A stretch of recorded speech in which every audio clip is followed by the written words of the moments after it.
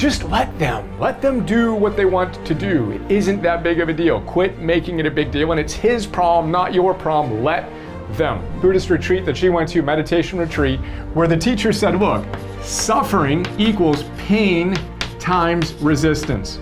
If you resist whatever is happening to you right now, you increase your suffering. In ancient Sanskrit, the word mantra literally means a tool of the mind. So let them can be a tool of your mind to restructure how you're approaching something, reframe how you're approaching something. Let them.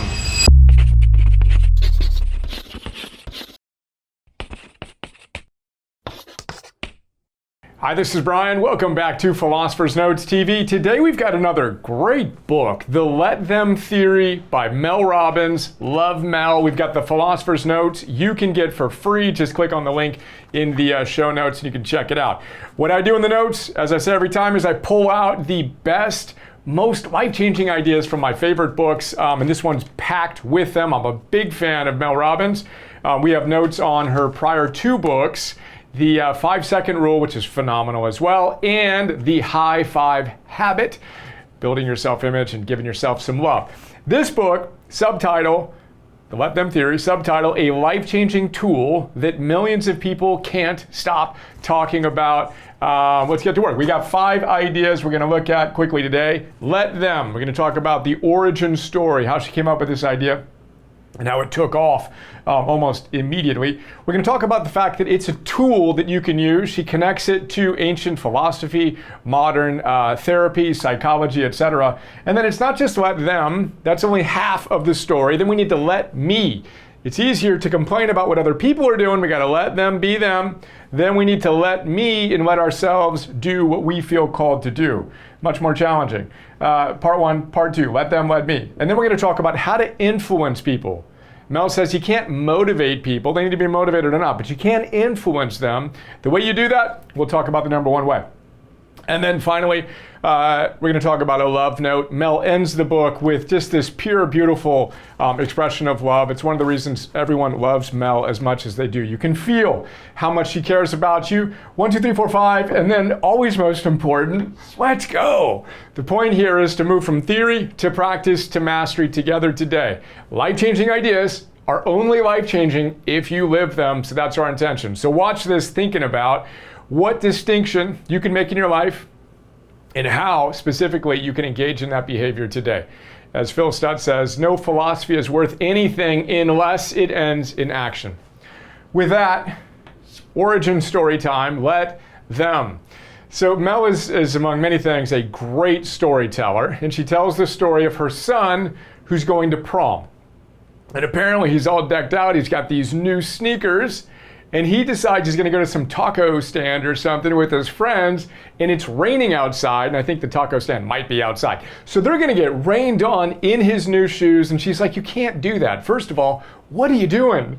Doing this, I think it was a taco stand. I might not be getting the story quite right. Why are you going there? And it's going to rain. It's going to ruin your shoes, and she's getting all worked up about it. And her son's like, dude, I'm just going to go. I'm going to have a great time. And her daughter told Mel, let them. Just let them do what they want to do. It isn't that big of a deal. Quit making it a big deal, and it's his problem, not your problem. Let them. I get goosebumps saying that. Again, she tells the story beautifully. That's the condensed version, and something clicked for her, and she said, oh gosh, let them. Then she created a post that she shared on social media, and apparently within 24 hours, something like 15 million people had watched it. Within the next period of time, even more people had engaged in it. News outlets started writing about it, and she ran with it. And this book is the distillation of and kind of unpacking the philosophical, psychological underpinnings of the let them theory, which leads us to, with that origin story, and I think he had a great time at prom. Let's go. Prom. My goodness, let's go. All right, next idea here is think about let them as a tool. And Mel talks about the fact that you can connect this basic idea to ancient philosophy and to modern science and modern psychotherapy. So if we look at the philosophical side of things, we've got Stoicism and we've got Buddhism that she reflects on. So Stoicism 101. Raise your hand if you're a fan of Stoicism. Rule number 1 of Stoicism, Ryan Holiday, one of my favorite authors, one of the best thinkers on applying ancient Stoic wisdom to our modern lives, wrote a book called The Daily Stoic. If you haven't gotten into Stoicism yet, that's a great place to start. Again, check out the Philosopher's Notes, check out the PNTV on it. Day 1 of his Daily Stoic, 366, let's go leap year on it, 366 day guide to embodying the wisdom of Stoicism. What does he say on day 1? Well, he gives us Stoicism 101. Stoicism 101 is this: you have control over some things and you don't have control over other things. Quit worrying about the things you do not have control over. Focus on the things you do have control over. What do you have control over? You have control over your thoughts, your behaviors, your values, how you're showing up in the world. You do not have control over other people, the weather, broader systemic, political challenges, etc. That's Stoicism 101. Applied here, let them. You do not have control over other people. Quit trying to exert that control. Let them. Again, a big part of the ancient Stoic practice. They called it the art of acquiescence, where you allow reality to be what it is. Byron Katie doesn't reference Stoicism in her work, but loving what is essentially Stoicism. Her work is essentially Stoicism applied in her own distinct way. She says that when she argues with reality, whether that's what someone's doing, the weather, whatever, she loses, but only 100% of the time. Let them. Let whatever is happening be what's happening. Radical acceptance is another big idea that she brings into the psychological side of things, right? Radical acceptance. Big idea. Phil Stutz talks about that all the time as well. Acceptance and commitment therapy, all these different approaches. Begin by accepting your current reality. It may not be what you want it to be. Accept it, then you can choose to take effective action. Now, from a Buddhist perspective, I think she brings up Kristen Neff. If not, I'm pretty sure she does. But Kristen Neff, leading researcher on self-compassion. Check out the Philosopher's Notes and TV on self-compassion by Kristen Neff. Phenomenal stuff. She shares a story about a Buddhist retreat that she went to, meditation retreat, where the teacher said, look, suffering equals pain times resistance. And in fact, suffering is actually not just multiplicative, but exponentially driven by your resistance. Meaning, if you resist whatever is happening to you right now, you increase your suffering. Step 1, accept that life involves a certain amount of suffering and challenges, and whatever's happening to you right now is happening. Accept that, step back, then choose your best response. In terms of it being a tool that's reflected in both ancient Stoic and Buddhist philosophy and modern science, you can think of it literally like a tool, and I'm thinking now of the word mantra.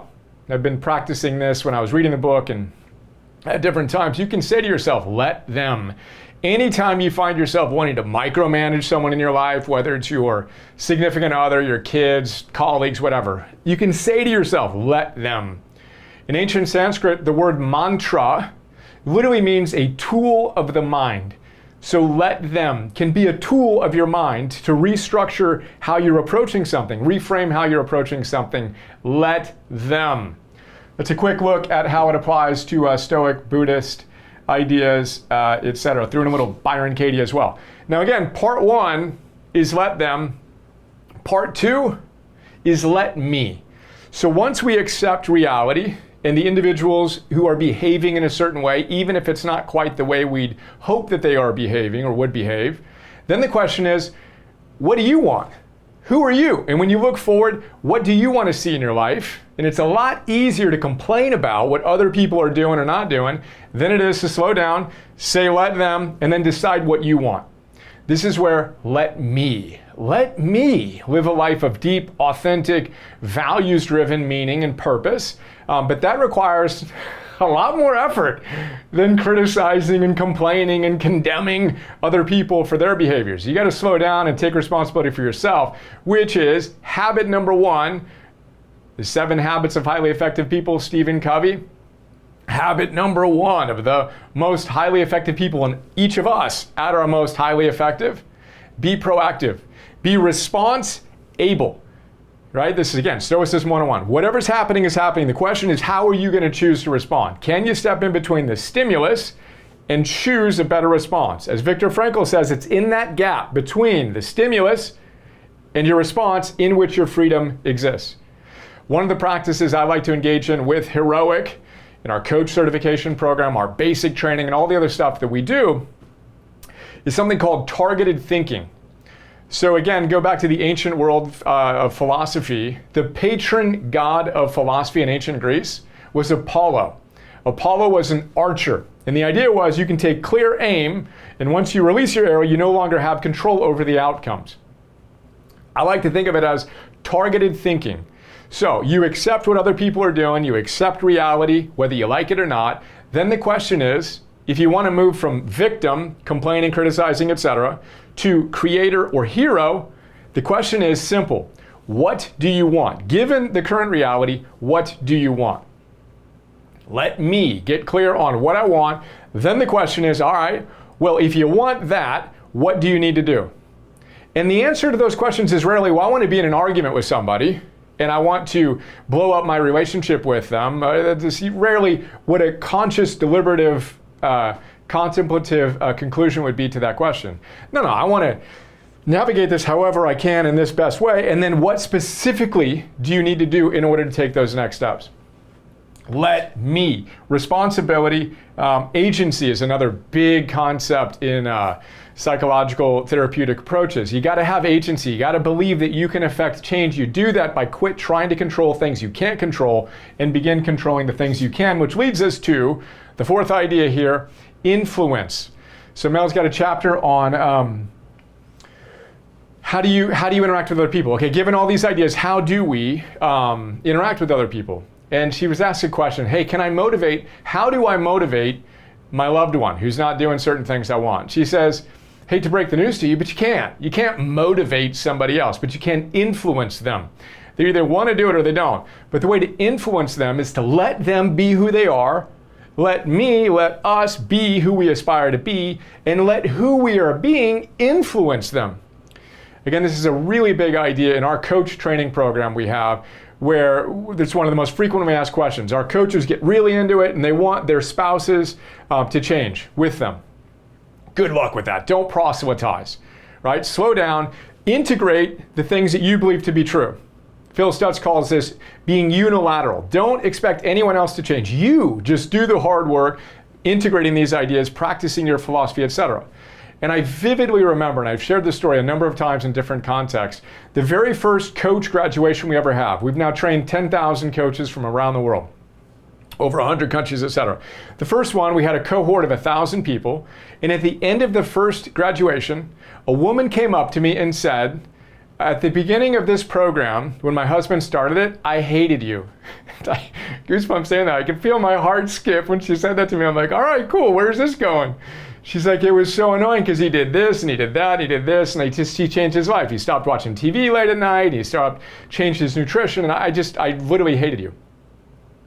All right, cool, take a breath. We'll talk about this in the next PNTV, by the way. It's going to be on Jefferson Fisher's The Next Conversation. He says, say it with control, say it with confidence, say it to connect. His 3 rules of good communication. Say it with control. The number 1 tip there we'll talk about in our next one is breathe. He calls it a conversational breath. Take a breath before you say anything. So I sat there, listened to her, and I took a breath.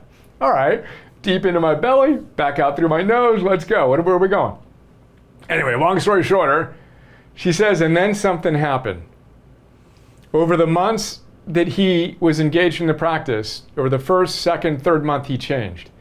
And I get tears in my eyes now and goosebumps again. He just became a better husband. He became a better father. He became a better human being. It was just amazing. The stuff was working. And then she said, and now I've signed up for your program and I'm excited to go through it. Point here being, bringing it back to the let them theory, you can't change somebody by wanting to change them per se. Be the change you want to see. Paraphrased Gandhi 101, he didn't actually quite say that, but be the change you want to see. As Ralph Waldo Emerson, great teacher on my wall, one of my heroes, we named our son after him, he says, who you are speaks so loudly, I cannot hear what you say. Who you are speaks so loudly, I cannot hear what you say. You want to influence your significant others, you want to influence your kids, you want to influence your team, be the version of you aspire to be. Let that influence shape them. And the best feedback we ever get when we train our coaches is individuals coming up to them and saying, what are you doing? They've lost 5, 10, 15, 20 pounds. They're more calm. What are you doing? That's how we want to influence people most powerfully. Be that change, etc. Then next idea here is, and the final idea is the love note. Again, Mel ends the book with what I consider to be just a beautiful love note. And she says, look, if nobody else in your life is believing in you, let me be the one who believes in you, right? Let me be the one who loves you and knows that you're capable of achieving what you aspire to achieve. So I, in the note, echo that, reflect that right back to you. Wherever you are in your life right now, it's a privilege to be this far into a conversation with you today. Let me be the one, along with Mel, who believes in you. You have untapped potential. You, as I like to say, are the hero we've been waiting for. I have absolutely no doubt about that. It's an honor and a privilege to be able to serve with you together, and I hope you enjoyed this quick look at the Let Them theory, origin story. Let them wear sneakers in the rain to the prom at a taco shop. It's a tool. Use it as a mantra. Let them, and let me.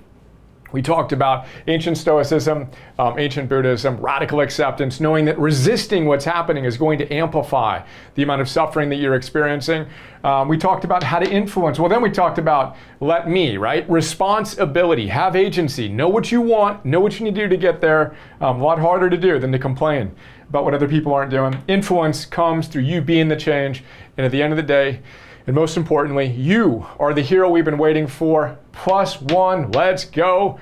What's an idea that jumped out and landed for you today? Think about that. Think about how you can move from theory to practice to mastery. Put that into practice today in whatever small way you can, and aggregate and compound those tiny gains over an extended period of time, and we can fundamentally and permanently change your life, helping you be that version of you aspire to be. And as always, today is day one. We are all in. Let's go. One more time, get the note for free in the show notes if you're feeling it, and check out all the Philosopher's Notes and the stuff we've got going on with Heroic. And I'll see you in the next episode. Have a great day.